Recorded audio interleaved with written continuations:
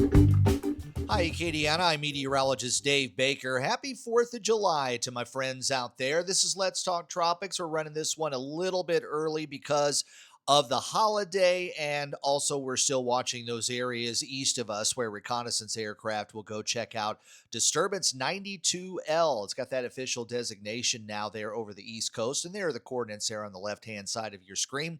There is a possibility that this could become, I believe it's Tropical Storm Chantal would be the next name on the list. So we are going to be watching that as we go through the show here today, and also anything else that might be out there. There actually might be a couple of other things to talk about here in the next couple of days. But locally, it's pretty cloudy out here on this Friday morning. This is being recorded about 8:30 or so just before the 9 o'clock hour. And you can see that the skies are pretty hazy out there. There's some cloud cover. We did have a few widely scattered showers during the overnight period. So hopefully, with some cloud cover, that might hold the temperature down a few degrees over the next several hours. Looking at some of our other cameras along the northern Gulf Coast, Orange Beach packed once again, even this early in the morning. Beautiful start to the day on Dauphin Island. And as you move your way to the west, gorgeous morning there. A little more cloud cover, though, in Biloxi, and then you really start to hit more of the cloud cover by the time you reach Cocodrie. But not bad out there in some of the canals and the bayous there over around Galveston. So a fairly quiet morning here along the Gulf Coast. We do have some scattered showers that are still out there, but most of the rain that we're seeing is very, very light. Some of that not even hitting the ground. But we've got some disturbed weather out to our west that will probably bring us some better chances for showers. We've got a bit of a ridge of high pressure that's been in place now over the last several days over this region, but it's kind of shoving its way off toward the south. And with that, that stable air is going to go with it. So I think we're going to get back to some of those daily rain chances as we head into next week. Meanwhile, if you look there off the Carolina coast, your wave heights are considerably higher. That's where 92L is trying to make a run for tropical depression status. Our local waters aren't too bad as we're seeing winds out of the west today. They should be southwest tomorrow and Sunday. Those seas will be running about 1 to 3 feet. So all for the last couple of weeks now, we've been talking about the upper level pattern and the deep trough that was going to be here across the eastern half of the country, sending a frontal boundary down toward the south and the possibility of some development of tropical weather along that front. That seems to be happening now. Fortunately, it's on the Atlantic side and not on the Gulf side this time around. Got a couple of models, though, that are sending another front down maybe about 8 to 10 days from now, and possibly kind of getting the same pattern going there a little less than 2 weeks from today. So we might have something else to watch there. But most of the Gulf is looking fairly quiet. We've got some cloud cover over much of Louisiana. But you see those clear skies over Mississippi? That's some drier air that I'm really hoping that's going to backbuild a little bit. So that'll keep our chances for rain midday, early afternoon. And if we can get a taste of some of that dry air to back its way into the region, that should clear our skies, and we should have some decent weather for fireworks shows later on this evening. So there's a look at the National Hurricane Center 7-day forecast again. They're putting about a 60% chance for development, at least for the early morning hours of Friday over the next several days. This is from just before 7 o'clock this morning local time. So reconnaissance aircraft are going to go check that out a little bit later this afternoon. And if we're going to see anything that's looking even more interesting when they get in there and take a good look, I have a feeling that later today we might have at least potential tropical cyclone advisories up just because it's so close to the Atlantic coast. And the tropical cyclone strike probability is really jumping from yesterday. And so it's calling for a bona fide tropical system, whether it's a tropical depression or tropical storm, a better than 70% chance of landfall there somewhere along the Carolina coast. So you can see there's a lot of storminess and cloudiness. You've got low pressure that is developing there.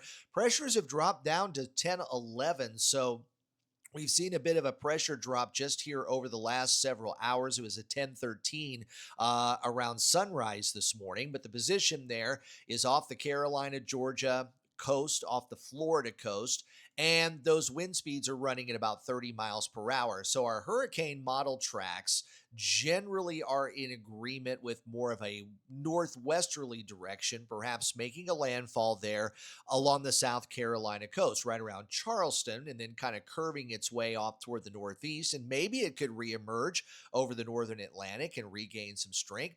Intensity guidance is keeping most of the system, at least most of the models are calling for a tropical depression, while there are a few that go up to tropical storm status. And we'll talk about our different global models and where they stand coming up too. Now, the water temperatures right off of the coast are a little bit cooler, especially running there from about Cape Canaveral getting up to Jacksonville. But where the low is spinning, those waters are considerably warmer, closer to where the Gulf Stream would be. So you're still looking at waters that are warm enough to be able to support a tropical system, and the heat potential is there, although it's not as extreme as what we're seeing in the Caribbean.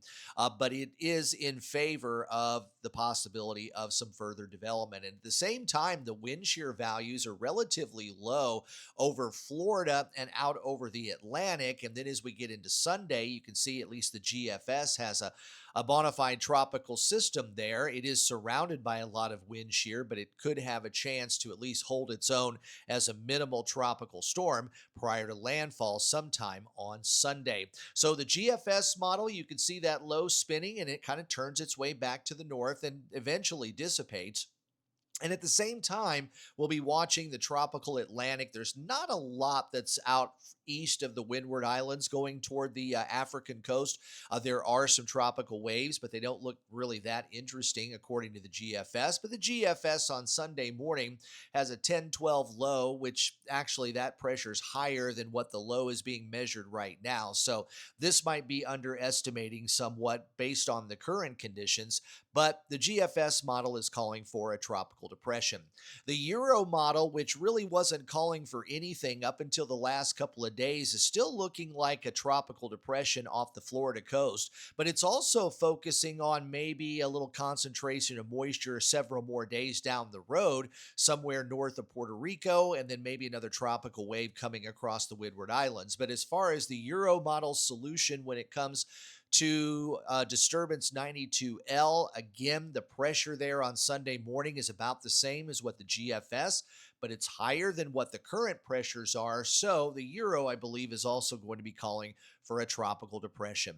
Canadian model was really the first one to call for tropical depression, tropical storm, but has kind of backed off a little bit more over several days. But it still has a pretty good low there. Not a whole lot else out in the Caribbean nor in the Atlantic Ocean, but you can see the solution there. Once again, a little bit closer to the coast, and that was the problem that the Canadian model was having yesterday. Rather than giving us a real tropical system, it was more of a trough because it was trying to develop low pressure over land. So it's been battling land in its calculations. So the Canadian model is still possibly a tropical depression right there along the coast. And we'll finish off with the icon, which, by the way, the icon has a couple of other interesting features. You've got that low that will move on to the Carolina coast, possibly up to tropical storm strength. And then look at this area. And then also down here, there's a little bit of moisture gathering. So I'm going to go ahead and let it start over here. So you see the system over Florida first, and then move into the Carolinas. And then where the circle in the western Atlantic is, you see a concentration of moisture there, maybe some low pressure, and then down over the eastern Caribbean, more moisture starting to slide in those final frames as some tropical waves are going to be moving off toward the west. So again, the icon is calling for a tropical depression, perhaps a tropical storm as we get into Sunday morning. So there's your global solutions. The GFS, a depression. Euro, Canadian, also forecasting a depression, although the Canadian is still on the borderline of no storm or depression because it's trying to form something so close to land. And right now, I would say the icon is calling for a tropical storm. And these are based on the 0Z and the 6Z models. Again, this is running a little bit earlier than we normally do. Usually we do a lunchtime broadcast, and we were using the 12Z models on most of our forecasting. So right now, all we have is 0Z and 6Z available to us before 9 o'clock on this Friday morning. Did want to show you real quick some of the other runs. This is the HRRR and for the 12Z for today. So this goes out a little bit farther. And look, you see how the HRRR is really dropping the pressures a little bit more. So we might be talking about tropical depression, borderline tropical storm. And the NAM also drops those pressures a lot more. And the NAM is based on the GFS model. So this high resolution is showing those pressures getting down to maybe 1002 before we make a landfall. So that would probably be a tropical storm. And some of the other AI models here are also showing those pressures getting down below 1010, maybe 1009. So tropical depression seems to be the consensus on most of our shorter range, higher resolution models. So probably when the planes get out there, they're probably going to see almost a closed circulation if they don't find that circulation. But I wouldn't be surprised if the National Hurricane Center goes ahead and puts out potential tropical cyclone advisories. That way they can issue some watches or perhaps some warnings there along the coast of Florida, Georgia, South, and North Carolina. So be on the lookout for that later today. And if we do get an update, I'll post that on our social media pages. Elsewhere, Central America is relatively quiet on this Friday morning. We've got some showers and thunderstorms along the Costa Rican coast and Nicaragua as well. Caribbean is generally quiet, although we do have a tropical wave that's starting to work its way off toward the west. It's right there. We'll watch that. It's going to produce some showers and thunderstorms along the Colombian and the Venezuelan coast here over the next couple of days. There's another area that I'm a little concerned with here that's north of Puerto Rico. It's kind of a gathering of showers and thunderstorms. It's associated with more of an upper trough.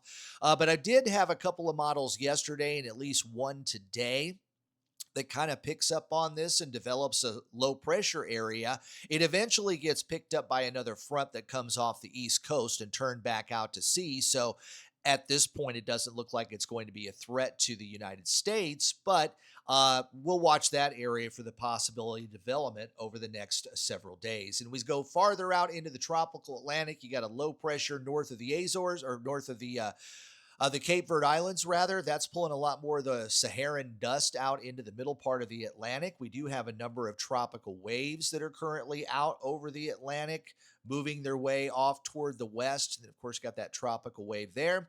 At this point, none of them are looking very interesting, but I will say this one right here seems to be being picked up on a couple of models as some extra moisture moves into the southern part of the Caribbean, maybe about 4 or 5 days from now. So that's something I'll also be watching there over the southern part of the Caribbean. So that's what I've got for you on this 4th of July. Again, thanks for joining me. Please like this video, subscribe to the channel, and turn on those notifications. And remember, you can hear my forecasts on Big 102.1, Planet Radio 106.7, and Freedom 95.1.